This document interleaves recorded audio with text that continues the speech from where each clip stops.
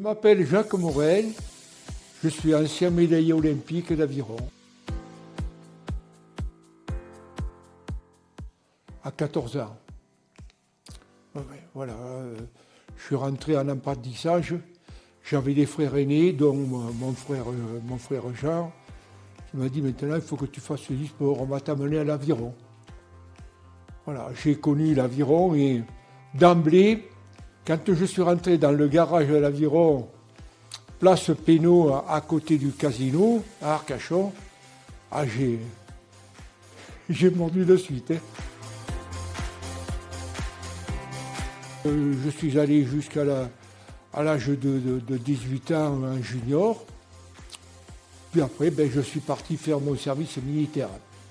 J'ai passé 27 mois, de service militaire en Afrique du Nord. Ça, c'est le coin négatif de ma carrière. Je suis arrivé en Algérie, j'étais en civil, moi, encore. Pour moi, les mauvais souvenirs.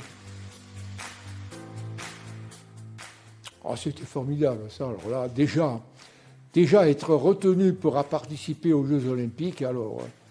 oui, parce que c'était assez tangent. À Rome, première course, on est éliminé. Deuxième course, repêchage, on gagne les repêchages. Troisième course, demi-finale, on gagne les demi-finales.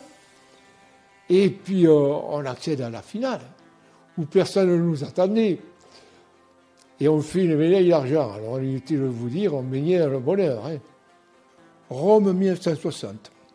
Voilà, une médaille olympique. Tokyo 1964. 2 avec barreur. Même motif. J'avais jamais fait un voyage pareil. On était hébergés dans un village qui avait été occupé par les Américains après la dernière guerre mondiale. Alors, à l'époque, c'était plus comme maintenant. L'attribution du couloir dans lequel vous alliez courir, c'était un tirage au sort. Quand on a couru, le bassin était très agité. On n'était plus à l'abri, au contraire, on avait le clapotis qui battait contre la berge qui revenait vers le bassin, ce qui agitait beaucoup plus le bassin. Alors, voilà, on a été battus par des Américains qui me pincent un peu à la gorge. On aurait dû être champion olympique. Ça ne devait pas nous échapper. Je n'ai jamais été professionnel d'aviron, je n'étais pas rémunéré.